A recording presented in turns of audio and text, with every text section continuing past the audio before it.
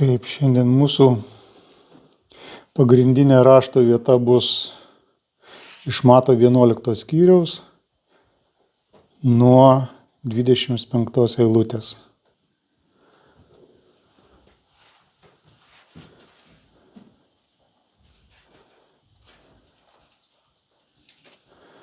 Anuo metu Jėzus kalbėjo: Aš šlovinu tave, Tėve, dangaus ir žemės viešpatie, kad paslėpei tai nuo išmintingųjų ir gudriųjų, o apreiški mažutėliams. Taip, Tėve, nes tau taip patiko. Viskas man yra mano tėvo atiduota ir niekas nepažįsta sūnaus tik tėvas, nei tėvo niekas nepažįsta tik sūnus ir kam sūnus nori apreikšti. Ateikite pas mane visi, kurie vargstate ir esate prislėgti, ir aš jūs atgaivinsiu. Imkite ant savęs mano jungą ir mokykitės iš manęs, nes aš ramus ir nuolankios širdies, ir jūs rasite savo sieloms atgaivą, nes mano jungas švelnus ir mano našta lengva. Amen.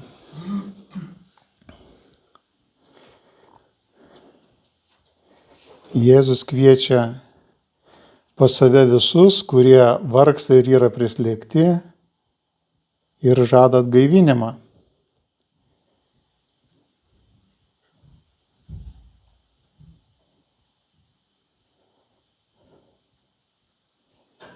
Imkite ant savęs mano jungą ir mokykitės iš manęs, nes aš ramus ir nuolankios širdies.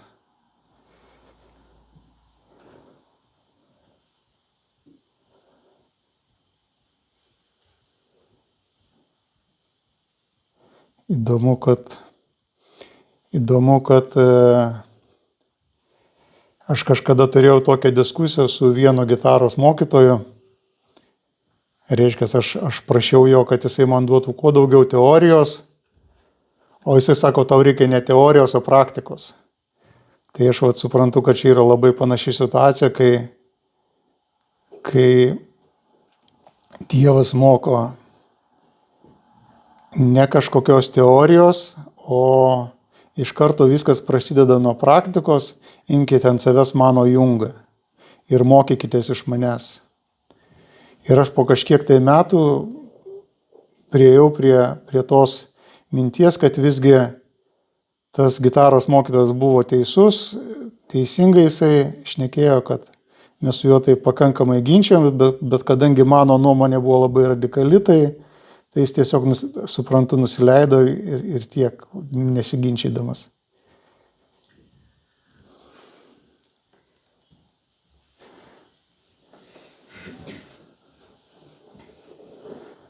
O Jėzus, reiškia, moko čia: imkit jungą ir mokykitės iš manęs.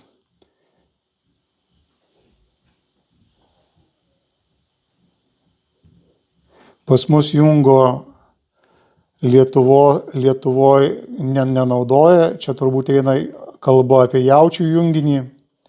Jautis yra stiprus gyvūnas, bet Lietuvoje nepaplito, turbūt lengva žemė yra pakankamai įdirbta ir ją arkliais įdirbinėjo ir dar kai kas, mačiau, turi čia Tauragės rajone arklių, tai turbūt ir po šiai dienai dar kažkas įdirbinėja.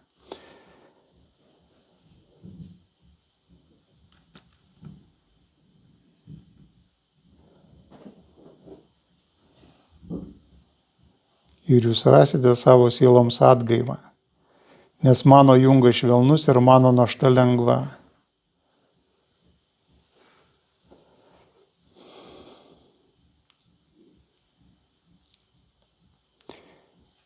Visgi tada kyla mintis, mąstant apie jungą, kad kam dar tas jungas reikalingas, jeigu jau viešpats turėjo viską, viešpats turėjo jau atlikti viską. Ir jis jau atliko viską. Ir čia toks, kaip ir iš karto atsiranda tokios mintis, kaip kam dar reikia dirbti, jeigu jau viešpats Viešpats viską padarė ir tai yra tiesa. Mes skaitėm praeitą sekmadienį,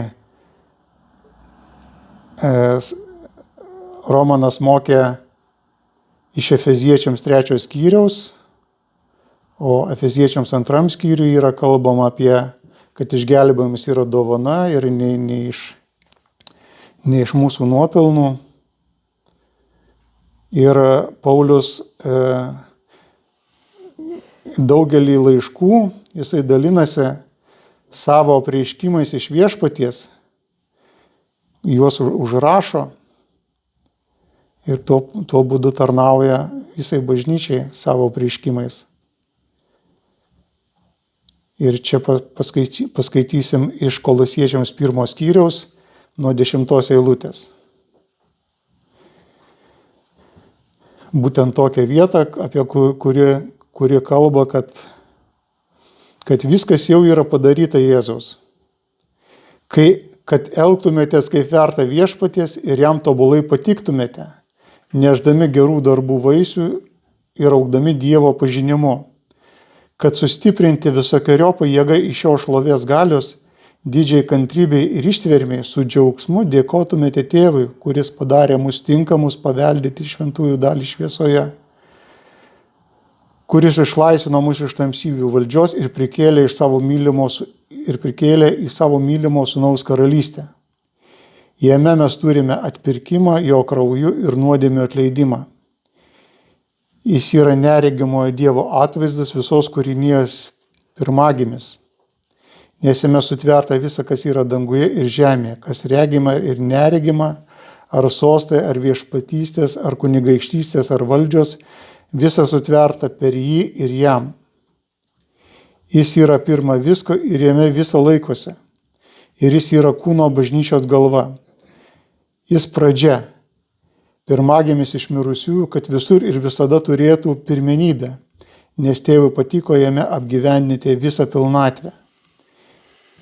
Ir per jį viską sutaikinti su savimi, darant jo kryžiaus krauju taiką, per jį sutaikinti visą, kas yra žemėje ir danguje. Taip pat ir jūs, kurie kadaise buvote svetimi ir priešiški mintimis ir piktais darbais, Dievas dabar sutaikė jo žemiško kūno mirtimi, kad pasirodytumėte jo akyse šventi, tyri ir nekalti. Jei tik išlaikote tikėjimą tvirti bei nepajudinami ir neatsitraukėte nuo Evangelijos vilties, kurią išgirdote, kuri paskelbta visai kūrinijai po dangumi ir kurios tarnu aš Paulius tapau. Dabar aš džiaugiuosi savo kentėjimais dėl jūsų ir savo kūne papildau, ko dar trūksta Kristaus vargam dėl jo kūno bažnyčios.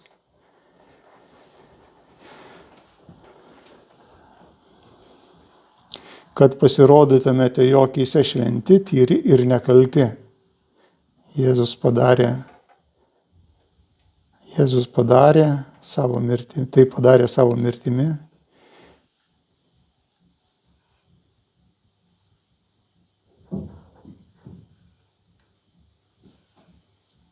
Padarė mus tinkamus paveldėti šventųjų dalį šviesoje. Aleliuja.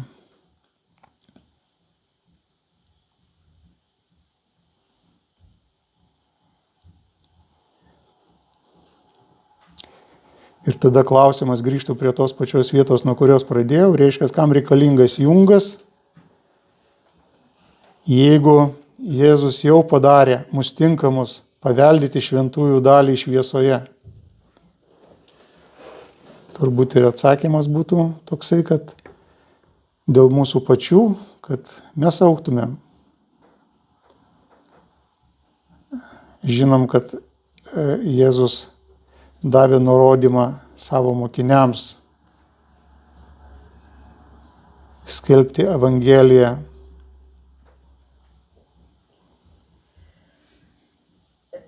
Visai kūrinyje.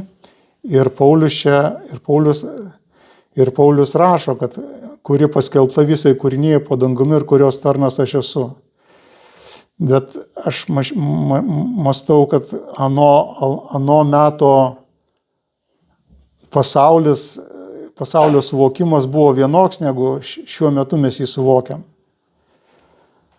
Tas pasaulis didėja, žmonių skaičius didėja ir aišku, dėl to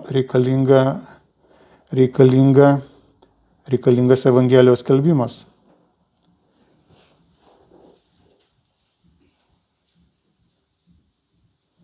Nes per metus pasaulyje padaugėja nepilnas 100 milijonų žmonių. Vieni miršta, kiti gimsta ir kiti auga. Ir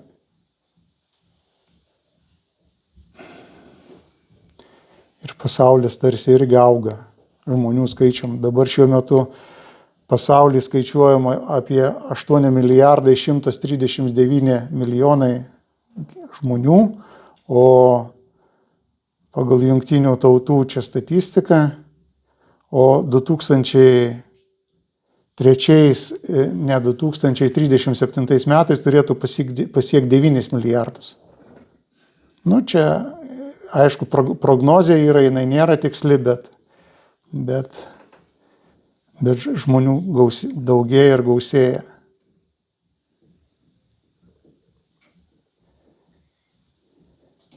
Ir bažnyčiai iš tikrųjų yra dar nemažai darbo. Aš kažkada, kai mokiausi Biblijos mokykloje, tai ten buvo tiesiog praktika, Evangelijos skelbimas ir mes eidavom keliese skelbti Evangeliją tiesiog Vilniaus gatvėse. Ir buvau nustebintas, kai vieną kartą prie vieno taksisto priėjom ir aš pradėjau kalbėti apie Jėzų, o jis sako, kas jisai toksai yra. Aš galvojau, kad žmogus juokauja, bet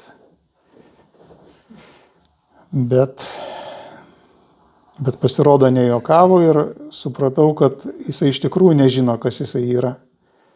Tai vat kažkokiu būdu gyvenant, atrodo jau tokioje visuomenėje, kad katalikiškoje visuomenėje, kur Lietuva visiems skaitosi, kad katalikų yra daug. Jisai dirbdamas Lietuvoje, aišku, jis greičiausiai buvo atvažiavęs iš kažkur kitur ir dirbo taksistu, bet jisai nežinojo, kas yra Jėzus.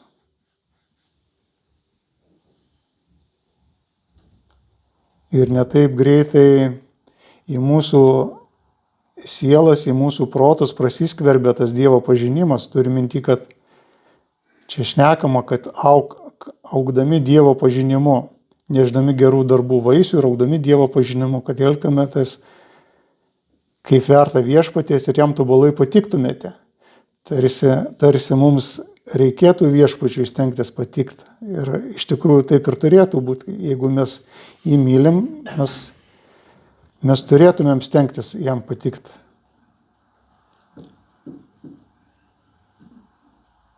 Šviesoje ir tiesoje, žinoma. Nešdami gerų darbų vaisių ir augdami Dievo pažinimu. Tokia yra Dievo valia, kad mes augtumėm jo pažinimu.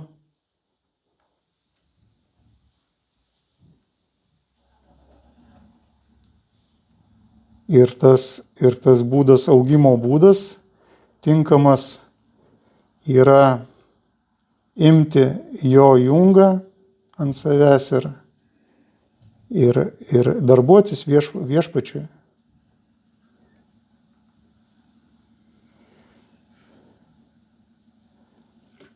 Dar prisiminiau tokią vietą iš Jono 15 skyriaus apie vynmedį. Ten yra pakankamai daug dalykų paaiškinta. Šitą vietą labai mėgstu iš tikrųjų, kadangi jinai tokią aiškumą duoda. Jono 15 skyrius nuo 1 eilutės. Jėzus kalba savo mokiniams, aš esu tikrasis vynmedis, o mano tėvas vynininkas. Kiekvieną šakelę manyje neduodančią vaisiaus jis išpjauna, o kiekvieną šakelę nešančią vaisių apvalo, kad ti duotų daugiau vaisių.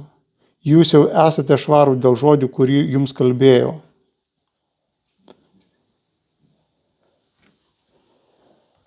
pasilikite manyje ir aš jumyse pasiliksiu.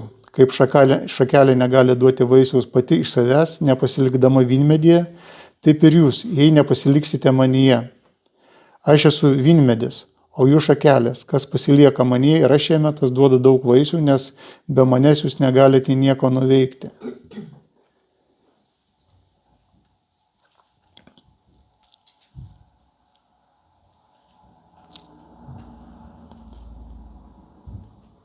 Šita frazė pasilikite manyje, jinai yra labai daug kur sutinkama Evangelijose.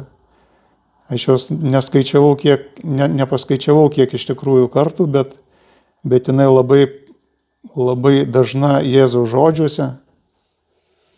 Ir tada pasilikite manyje ir aš jumyse pasiliksiu. Ir tada jau eina kalba apie vaisius, kad tada natūraliai, reiškia, mes nešim tą vaisių, jeigu pasiliksime į vynmedyje ir dar detaliau, jeigu sakyti, tai Dievo žodyje. Nes čia parašyta, kad jūs esate švarūs dėl žodžių, kurį jums kalbėjau, o žodis žinome, kad yra kad Jėzaus žodis yra dvasia ir gyvenimas, kaip jisai pats įvardina. Laukiam Romano pamokslo apie Dievo žodį. Jis jau vieną pamokslą pasakė ir sakė, jeigu duos Dievas, bus daugiau pamokslų. Tai čia labai plati ir įdomi tema.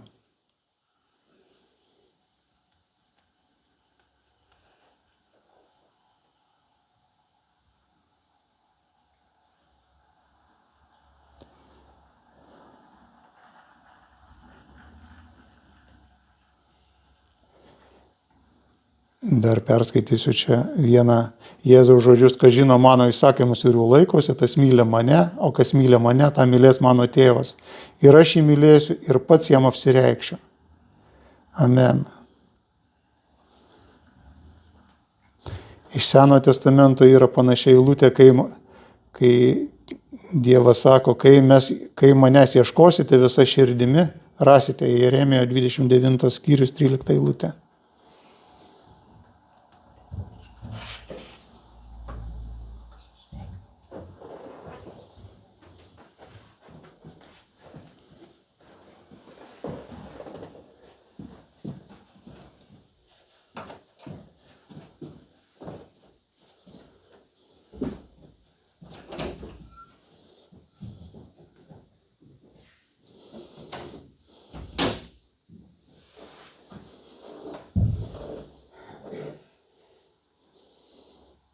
Turbūt išlieka tas pats poreikis, kai Jėzaus laikais, kai buvo skelbiamas žodis apie Dievo karalystę, išlieka tas pats poreikis darbininkams. Matydamas minisis gailėjusių žmonių, nes jie buvo suvargę ir išsklaidyti lyg avys be piemens. Tuomet jis tarė savo mokiniams, pjūtis didelė, o darbininkų maža.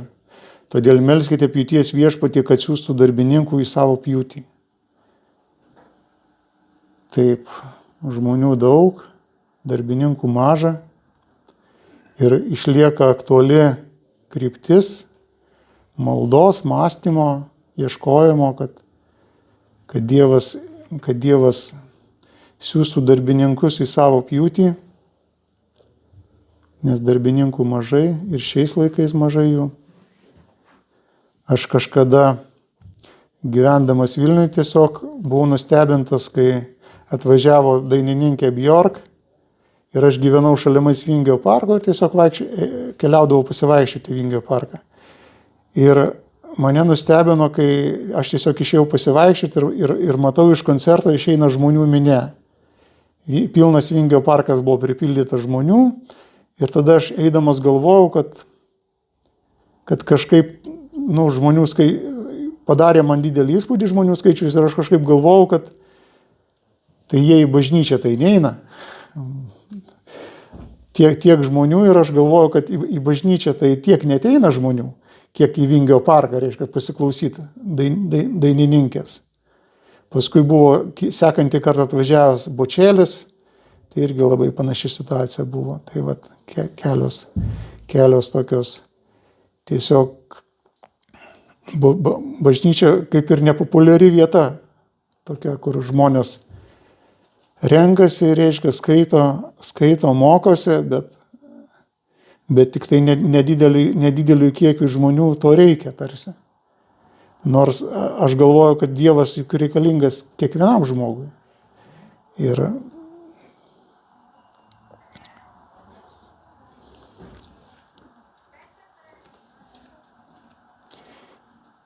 Ir tada, aišku, jie suvargiai sklaidyti likaviais be piemens, kadangi Dievas duotų tų ganytojų, dabar neatsimenu vietos, bet Senajam testamente sako, aš duosiu Izraeliui ganytojų pagal savo širdį. Ir taip Dievas tarsi rūpinasi, kad žmonės nebūtų palikti, kad jie būtų ganomi, kad jie turėtų atrumą, turėtų tą uolą, ant kurios gali statyti savo gyvenimą, savo namus.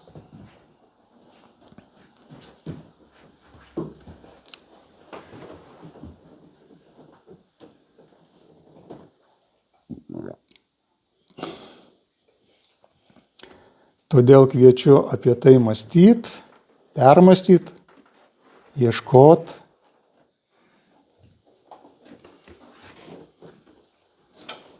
Ieškoti viešpaties, augti pažinimu.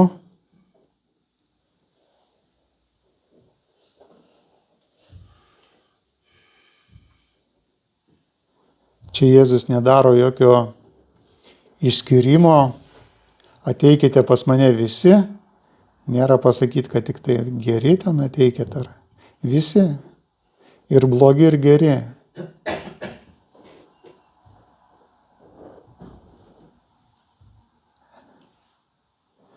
Kurie esate prislėgti. O savo mokiniams sako, kad pasaulyje jūs turėsite, lygina mokinystę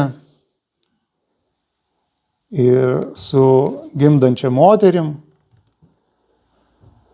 Gimdydama moteris būna sielvarto prislėgta, nes atėjo jos valanda, bet kūdikiui gimusi, jinai skausmą užmiršta iš džiaugsmo, kad gimė į pasaulį žmogus. Tai per tas tokias kančias, tarsi ir išmėginimus mes visi esam pašaukti pereit. Jūs verksite ir vaitosite, o pasaulis džiaugsis, jūs liūdėsite, bet jūsų liūdesys pavirs džiaugsmu. Ir tada gimdydama moteris būna sielvarto prislėgta, nes atėjo jos valanda. Taip ir jūs dabar nuliūdę, čia apaštalams yra šnekama prieš pat įvykstant nukryžiavimui.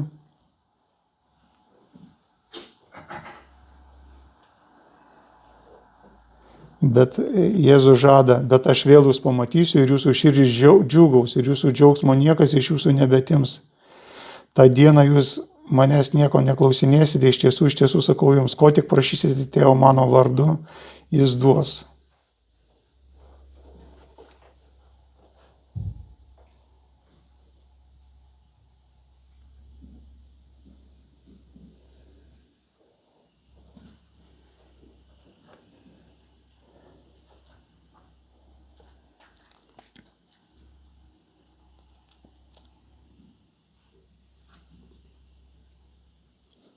Aš jums kalbėjau palyginimais, bet ateina valanda, kada nebekalbėsiu su jumis palyginimais, bet atvirai apie tėvą jums skelbsiu.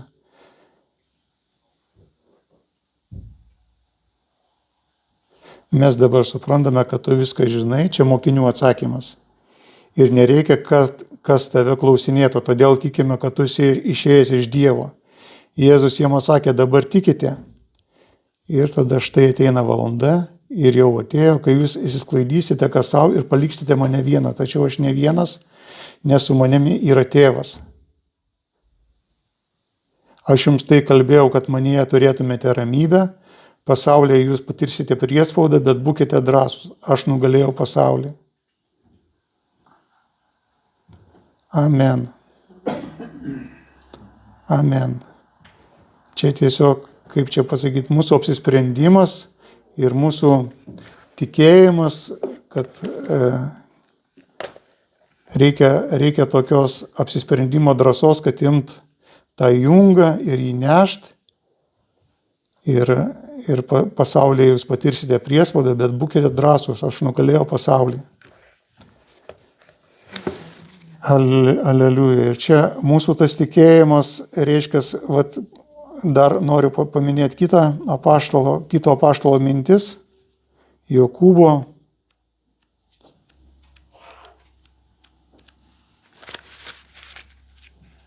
Jis šneka ten apie pagundymus, bet palaimintas žmogus, kuris ištveria pagundymą, nes kai bus išbandytas, jis gaus gyvenimo vainiką, kurį viešpas pažadėjo jį mylintiems. Nė vienas gundomas nesako su Dievo gundomas, Dievas negali būti gundomas blogiu ir pats nieko negundo. Amen. Bet čia, aišku, turbūt kalbama globaliai apie visą gyvenimą, kai palaimintas žmogus, kuris ištveria pagundymą, nes tai bus išbandytas, jis gaus gyvenimo vainiką. Bet turbūt tų išbandymų mažesnių, jų yra sočiai pas kiekvieną ir